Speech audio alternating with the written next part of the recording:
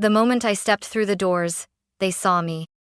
My stepmother's smile tightened, my father's jaw clenched. And Brandon? He smirked like I'd just wandered in from a failed life. "Look what the wind dragged back," Linda muttered, loud enough for the staff to hear. I hadn't been home in 7 years. Not since the day my father told me I was no longer part of this family for turning down his business plan and walking into federal service instead. Now, here I was, standing in the marble entryway of the Carter estate, dressed in black, carrying nothing but a small clutch that held my NSA credentials and a letter of federal assignment. But they didn't ask why I'd returned. They didn't ask how I'd been. They handed me a tray of champagne flutes. "Since you're here," Linda said flatly, "make yourself useful." And I smiled. Because they had no idea what was coming. The tray was heavier than it looked. Not because of the champagne flutes, but because of the eyes, dozens of them watching, measuring, judging, some curious, some amused, some openly smug. I hadn't been inside the Carter estate since I was 23. Back then, I was the golden child valedictorian, debate team captain, early admission to Wharton. Back then, they called me brilliant. That ended the day I told my father I was turning down his carefully laid out MBA pipeline to accept a classified position in federal cyber intelligence. The silence was instant. The shame, unforgiving. By nightfall, I was packing my bags. The next morning, the locks were changed. So yes, holding a tray tonight was poetic. "Keep your shoulders back," Linda whispered as she brushed past me. "At least try to look like you haven't completely wasted your potential." I didn't answer. I didn't have to. I had nothing to prove to her anymore. The guests filtered in slowly, men in crisp suits with navy and maroon ties, women in sequin gowns that cost more than my first clearance badge. They all mingled under the chandelier, sipping wine and marveling at the scale model of Carter Tech's upcoming joint defense project displayed in the center of the grand hall.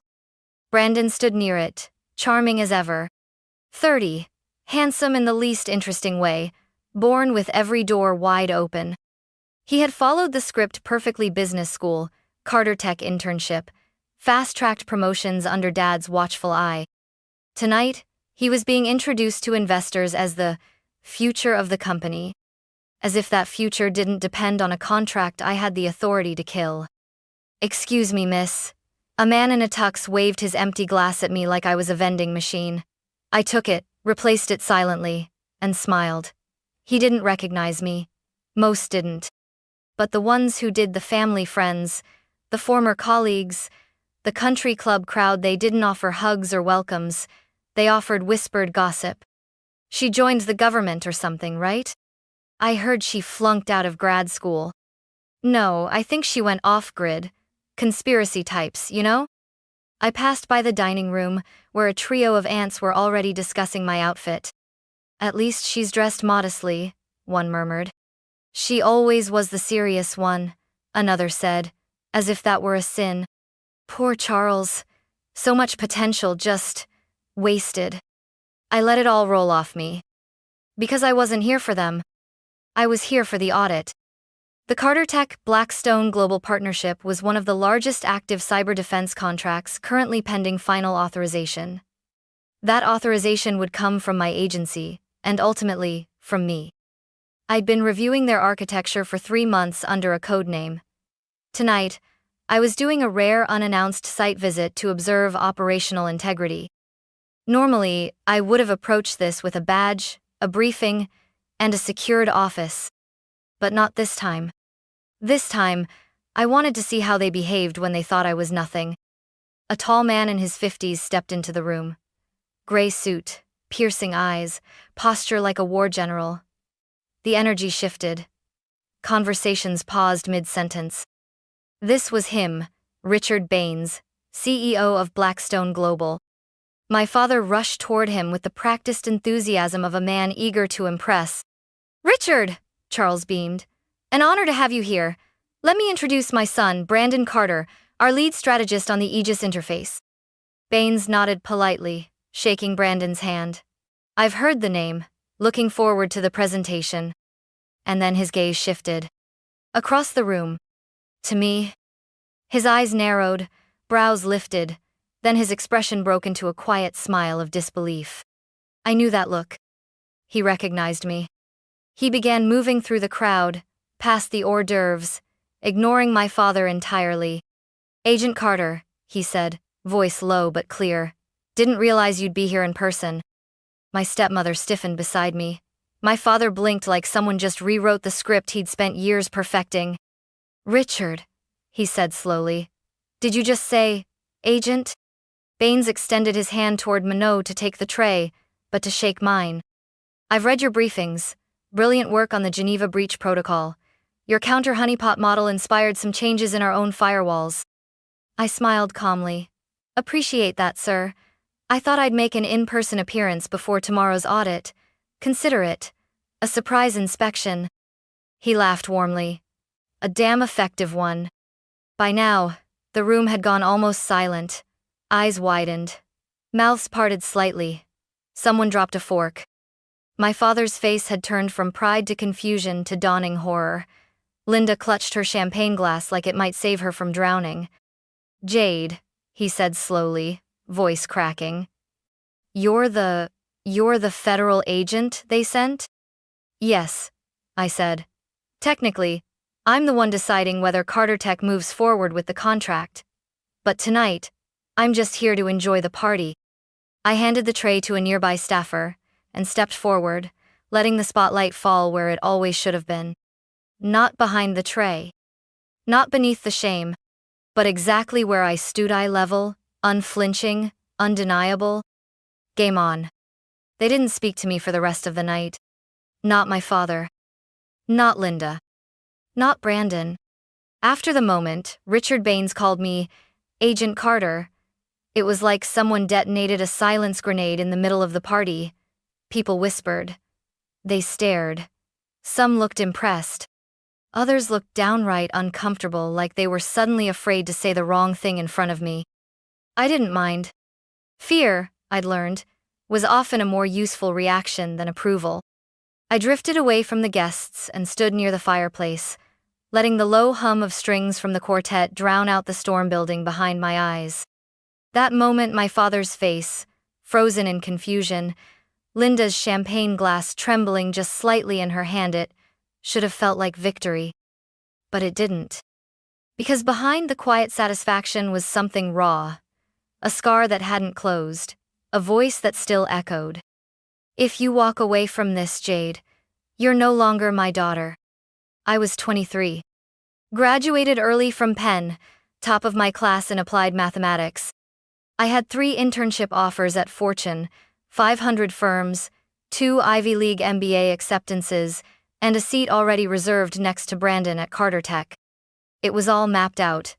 Not for me, but for the version of me my father had built like a corporate resume. Then came the NSA letter. A recruiter had approached me quietly after a university cybersecurity showcase. They'd seen my algorithm work, my capstone project on breach detection using behavioral AI. I passed 3 background checks, 4 interviews, and was offered a place in a rotational ops team. I said yes. My father said nothing at first, just silence, followed by a scotch, followed by a single sentence. You're making a very expensive mistake. I tried to explain, tried to tell him that I wanted my own path, that public service meant something to me, that I wasn't running from responsibility, I was running toward impact. He didn't care. You want to be a spy in a basement? He spat. You think this is noble? It's pathetic. It's for people who can't handle the real world.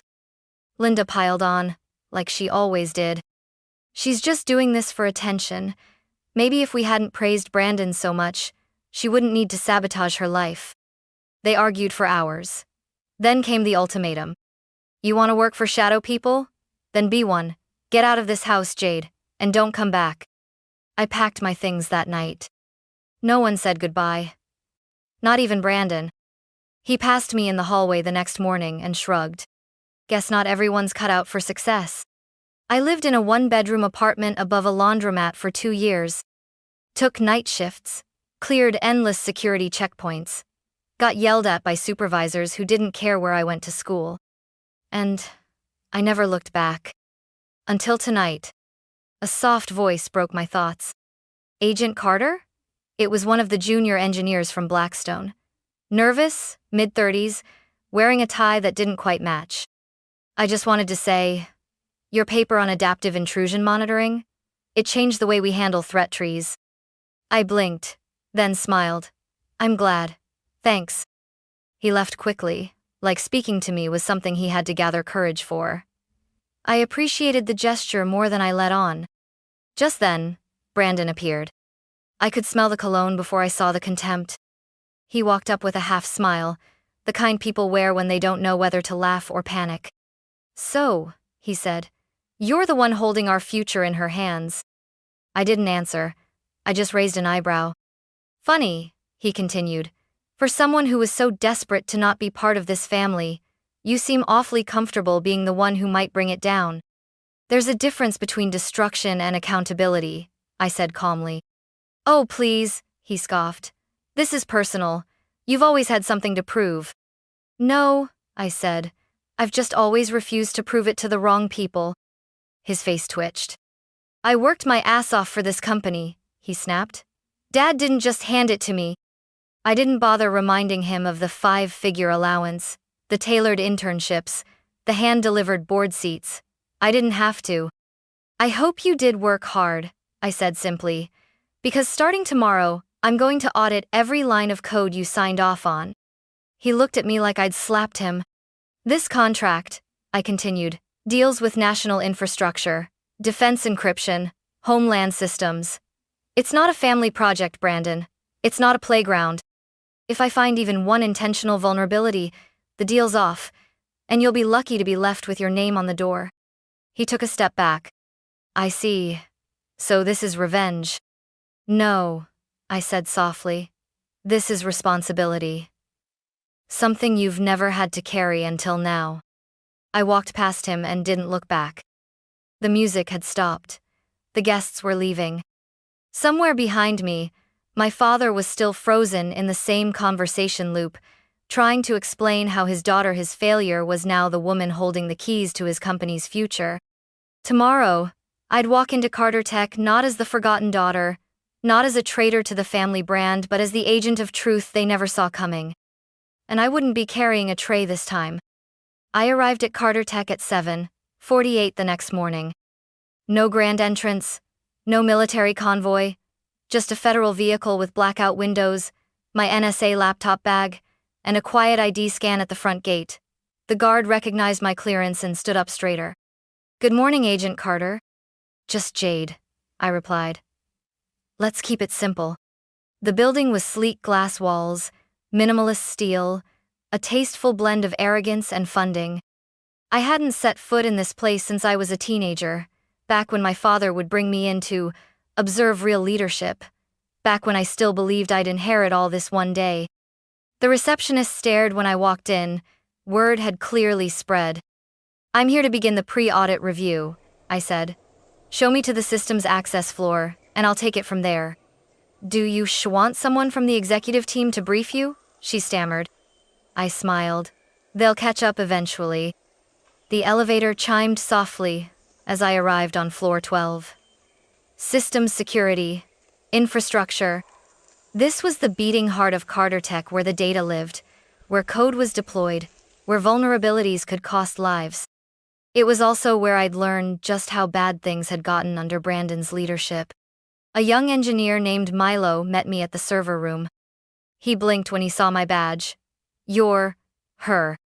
I'm me, I replied. You're Milo. You've been the lead on endpoint containment for this contract? Yes. Good. Walk me through your structure, from base layer to red zone shielding. I want to see how the defense segmentation was implemented and where it fails. His eyebrows shot up. Fails? There's no such thing as flawless code, I said flatly. There's only code that hasn't been tested hard enough. Milo swallowed. Right. We entered the mainframe control center, and he started walking me through the environment, the central nodes, firewall clusters, internal routing protocols. His explanations were competent but not confident. A few times, I asked about redirect sequences, And he hesitated. You didn't build this from scratch, did you? I asked. No, he admitted. Most of it was pre-approved from the executive level. Brandon wanted it deployed fast, to match the partnership timeline. I blinked. He fast-tracked the encryption layers without final round security testing? Milo grimaced. I wasn't supposed to say that. I took a deep breath. So there it was, corner cutting. The kind that looks efficient to investors, but dangerous to national security. How many people on this floor have full knowledge of the red zone's real-time signature behaviors? I asked. Milo frowned. Just me and Priya, but she transferred last week. I jotted the names down. Send me all the code commit logs for the last 4 weeks, and I want access to the sandbox logs. Yes, Agent. And one more thing. Milo lock Brandon Carter's admin access credentials as of now. I'll clear it later if needed. He blinked again. You want me to block the CEO? I turned to face him fully. I want you to follow Federal Security Compliance Protocol, which means no exec-level override access during active government audit periods. His eyes widened. Yes, ma'am. By 10/12, I'd already flagged 3 major vulnerabilities. Unsecured API routes connected directly to the core, without event throttling. Obsolete packet inspection filters, allowing for quiet breach signatures to bypass Layer 2 detection. A bizarre timestamp deletion mechanism in the sandbox logs, probably accidental, but possibly worse. Each one was enough to raise red flags at the Pentagon level. All 3 combined? Potential grounds for suspension of contract.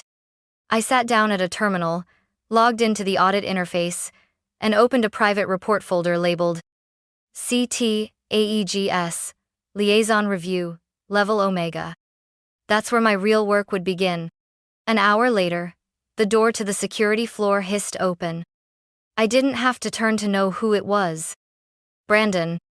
His voice carried that same forced calm as last night, like he was trying to sound in control, but couldn't shake the feeling he'd already lost it. Well, you've made yourself comfortable. I didn't stop typing. You made it easy. You locked me out of my own system. I followed federal audit protocol. You would have known that if you read the compliance terms you signed. He walked closer. You're not really going to tank this deal over a few bugs, are you? I turned. Brandon, this isn't about bugs.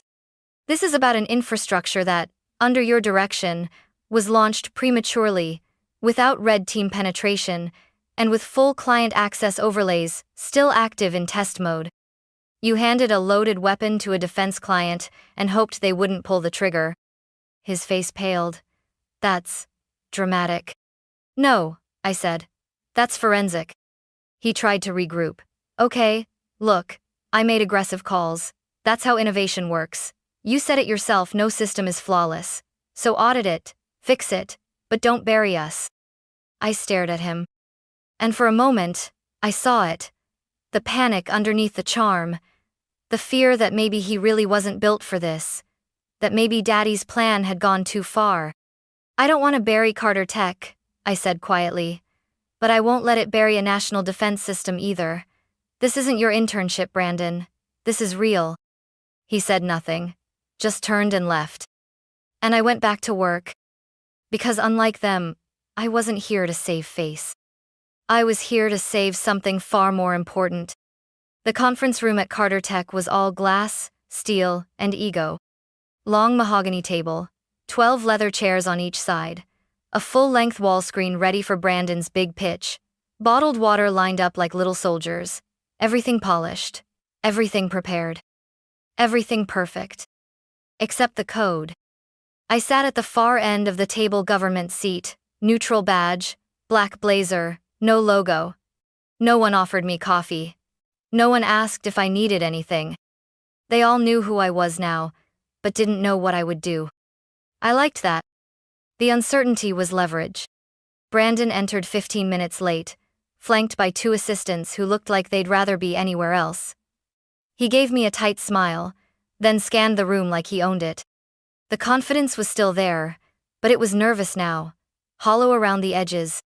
My father came in behind him. Charles Carter. Suit immaculate. Posture perfect, expression unreadable. He hadn't said a word to me since last night. He didn't need to. The tension said it all. You came back to humiliate us. No. I came back to protect something bigger than you. But if humiliation came as a side effect, so be it. The final attendee stepped in, Richard Baines, CEO of Blackstone Global. The room shifted as soon as he entered. Everyone straightened. My father stood. Richard, welcome, he greeted with practiced charm. Baines gave a nod, then turned to me. Agent Carter, he said clearly, good to see you again. I trust your team is satisfied with the early findings? I nodded. We've begun our review. I'll present a preliminary security brief after Brandon's demonstration. My father blinked, barely hiding his confusion. You're speaking in this meeting? Baines raised an eyebrow. She's the lead liaison, Charles. She has full audit authority. You were notified of that, weren't you? Yes. I just didn't realize she'd be. He trailed off, but the room heard everything he didn't say. Didn't realize she'd be someone. The meeting began. Brandon launched into his pitch with all the energy of a man pretending not to be cornered. Slides flashed across the screen, charts, forecasts, interface mock-ups. He spoke about innovation, market impact, defense potential. I listened carefully, even took notes. But I also watched how his voice trembled ever so slightly every time I raised my pen. Watched my father glance at me from across the table, like I might pull the pin from a grenade. I waited until Brandon finished his final slide. And with these updates, he said, Carter Tech is ready to fully deploy Phase 1 of the Aegis interface in conjunction with Blackstone's existing encryption architecture. Polite applause followed, the kind people give before the real show begins. Then Baines turned to me. Agent Carter, your thoughts? I stood, plugged in my laptop. The screen shifted from Brandon's sleek visuals to a stark black background with a government seal. No music, no animation. Just facts. Over the past 48 hours, I began, my team and I conducted a Level Omega protocol review of Carter Tech's back-end infrastructure. We examined firewall integrity, endpoint security, sandbox behavior, and protocol continuity under duress simulations. A pause. In that time, we found 3 red vulnerabilities. Any one of them would have disqualified this partnership under federal contract law. All 3 combined suggest a failure in executive oversight and deployment timing. The silence was instant. Even the projector seemed to go quieter. My father's knuckles whitened on the table. Brandon's jaw clenched. I clicked the remote. Slide 1. Unthrottled access pipeline breach time, 14.3 seconds. Slide 2. Obsolete inspection layer failure rate, 61%. Slide 3. Sandbox log, wipe inconsistency forensic traceability, 0. These flaws, I said calmly, could allow a mid-level adversary to infiltrate national defense protocols through your system. It wouldn't even take a nation-state actor. A college hacker with enough persistence could compromise live defense data feeds. Baines looked grim. One of his VPs swore under his breath. Brandon tried to speak. These are temporary bugs. They've existed for 3 full production cycles, I cut in, and you launched the prototype anyway. My voice didn't rise. I didn't have to shout. The data spoke louder than anything. My father cleared his throat. Agent Carter, surely. Ms. Carter, I corrected, is fine. He froze. I clicked again. Next slide. Access logs Brandon Carter. Override on safety protocols. Timestamped. The room went still. Brandon's face drained of color. 2 didn't disable safety. I expedited integration. Without penetration clearance, I said. You greenlit an unstable interface for use in a military-adjacent system. That's not innovation, that's negligence. I turned to Baines.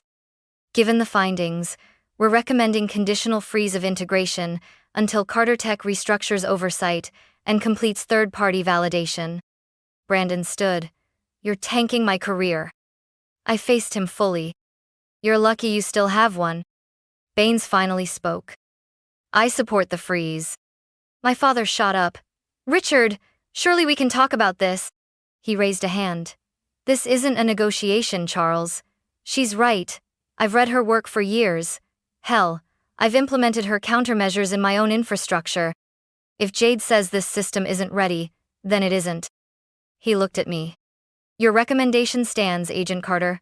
We'll await your final report. I nodded. The meeting adjourned. Chairs scraped. Executives scattered. The only people left in the room were me, Brandon, and my father. Charles looked at me like he was seeing me for the first time. Not as a disappointment. Not as a lost cause. But as something he never saw coming. You're this powerful? I didn't smile. I didn't come back to be powerful, Dad. I came back to protect what matters, even if that means protecting it from you. And then I walked out. I found the study exactly where I remembered it. Second floor, left hallway, the door with the brass lion handle. As a child, I used to believe that handle guarded secrets. Now I knew it merely guarded silence. The kind that festers over years and pretends to be peace. I didn't knock. My father looked up from the leather armchair. Linda was seated across from him, legs crossed, her wine glass dangerously tilted even though it was barely noon. Brandon wasn't there, which was exactly how I wanted it. Close the door, my father said. I did. For a moment, none of us spoke. Just the tick of the grandfather clock, like a countdown. Then he finally broke the silence. You embarrassed me, Jade. No, I replied. You embarrassed yourself. I just turned the lights on. Linda scoffed, swirling her wine. You think this is justice? Humiliating your own brother? After everything we gave you? I laughed quietly. The kind that comes from old scars, not amusement. You gave me conditions, not love. There's a difference. My father stood. His voice didn't rise, but it sharpened. You were the one who walked away. No, I said. I was the one you pushed out, because I wouldn't follow your blueprint, because I didn't want to be a puppet at Carter Tech or Brandon's understudy. You think that gives you the right to come back and act like judge and executioner? I walked slowly to the desk, placed both palms flat on the mahogany. I didn't come to punish, I said. But I also didn't come to apologize for becoming someone you didn't expect. Linda stood now too. You were always dramatic, always had to prove how special you were. You just couldn't be normal. Normal, I echoed. You mean obedient? She stepped closer. You think you're better than us now? Because some CEO praised your little intelligence project? I turned to her fully. You mean the National Encryption Directive I wrote that protected U.S. infrastructure during the Atlantic breach? That project? She blinked. Her mouth opened, then closed. My father sat back down slowly. I never hated your intelligence, he said, almost quiet. I just hated how you used it to drift away. That stopped me for just a breath. Then I answered, softer. I didn't drift. You pushed. Every time I asked to pursue something outside the family brand, you shut it down. Every time I showed I was more than just a Carter Tech cog, you made it clear I was inconvenient. He didn't deny it. I never wanted to leave this family, I added, but I wasn't going to shrink just to fit back into your picture. He looked down at his hands. Brandon wasn't ready, and now the world knows. Then maybe the world deserved to know. Linda scoffed again, but she didn't speak this time. Her silence was more brittle than her words. I turned toward the door, then paused. There's something else. My father looked up again. I'm recommending you replace Brandon as project lead. Not with me, I'm not staying, but with someone who earned it. His brow furrowed. You want us to demote your brother? I want you to protect your legacy, because right now, it's hanging by a thread. His voice was tired when he spoke next. And what about you? What do you want? I looked back one last time.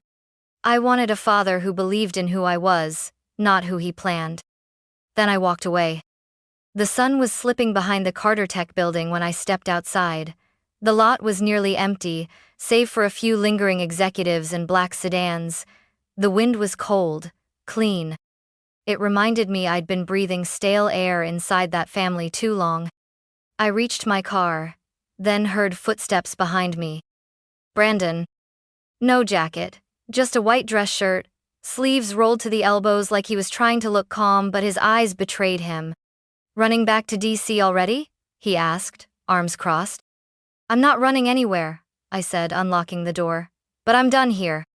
He leaned against the adjacent car, not looking at me. So that's it?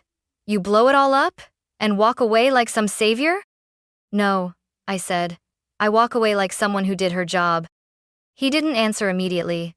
When he did, his voice was lower. You really think I never tried? That caught me off guard. Tried? To live up to him, to be what he wanted. You think he handed me this place on a silver platter? He let out a bitter laugh. No, he handed me a blueprint I couldn't change. Every mistake I made was compared to you even after you were gone. I frowned. That's not what it looked like. Of course not. You were out there saving the world. I was in here trying not to break it. I leaned against my own car now, folding my arms. So why didn't you say something? Because if I said I wasn't ready, he'd see me as weak. And if I admitted you were better, he'd cut me out. And instead, you let the company nearly walk into federal suspension? He winced.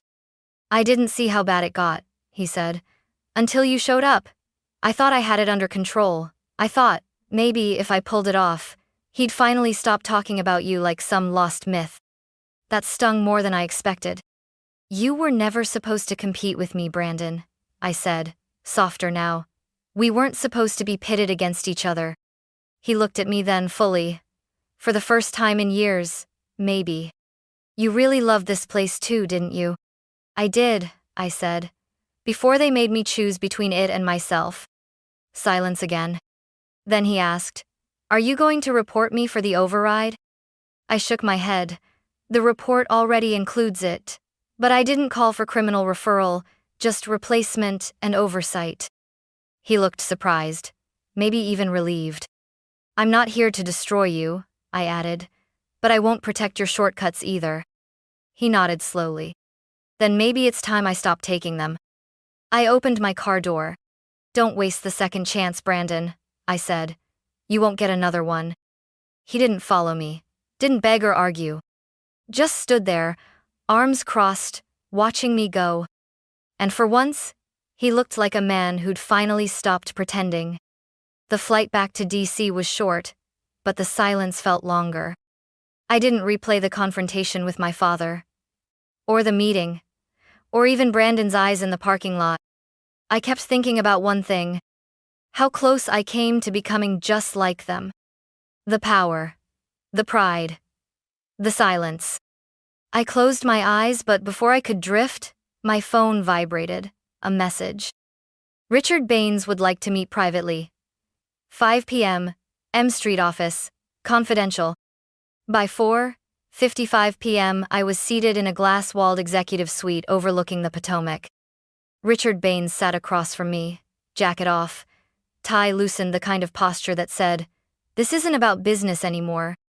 "Thank you for coming," he said, pouring tea instead of coffee. I noticed. It was intentional. "You said confidential," I replied. He smiled.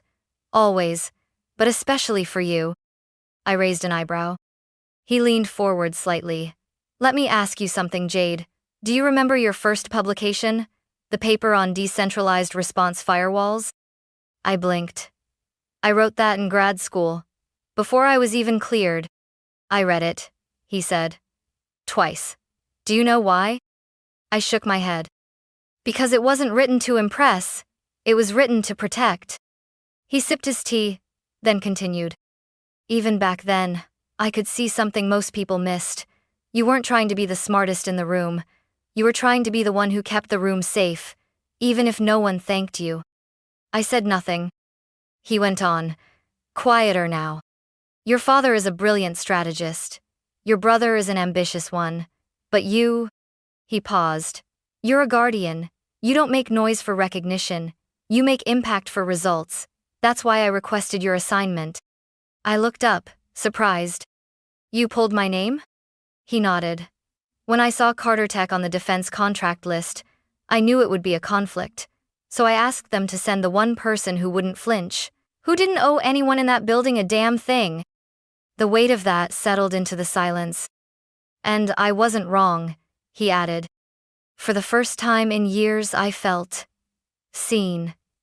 Not as a daughter, not as a rival, not as an agent with a badge and a mandate, but as Jade, the woman I became when no one was watching. So what happens now? I asked. He shrugged. You file your final report. Someone else will implement your recommendations. Brandon will either rise or fall by what he chooses next. And my family? That's not my jurisdiction, he said. But I'll tell you this. They know now, even if they don't admit it. I exhaled slowly. Not satisfaction. Not closure. Just air I'd been holding since I was 21. He stood, offering his hand. I shook it.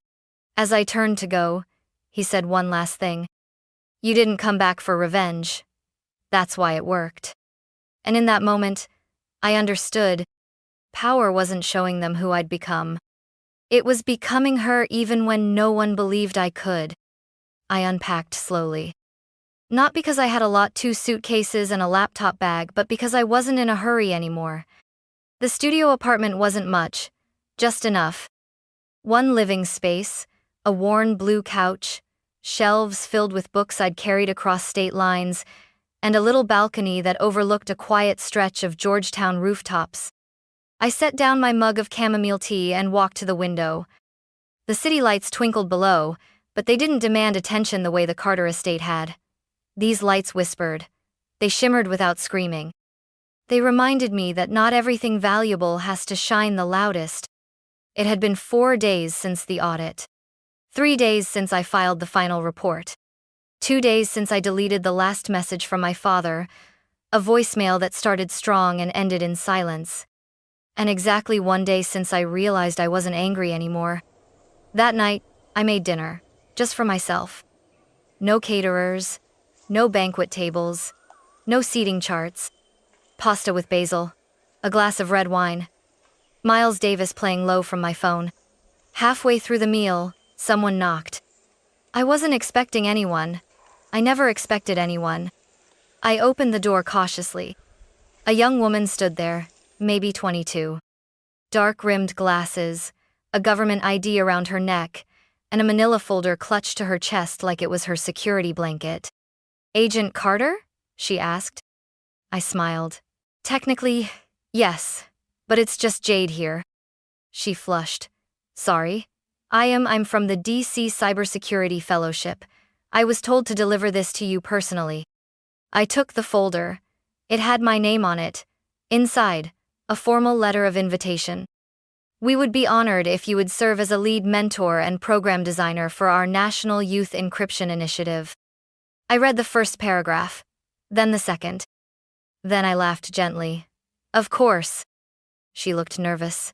Is it not the right time? I shook my head. It's perfect. I just didn't expect to be seen this way so soon. Her shoulders relaxed. I read your Geneva paper. It's why I joined this track. You made me feel like people like us belonged here. That hit harder than I expected. Not because of the flattery, but because I saw myself in her.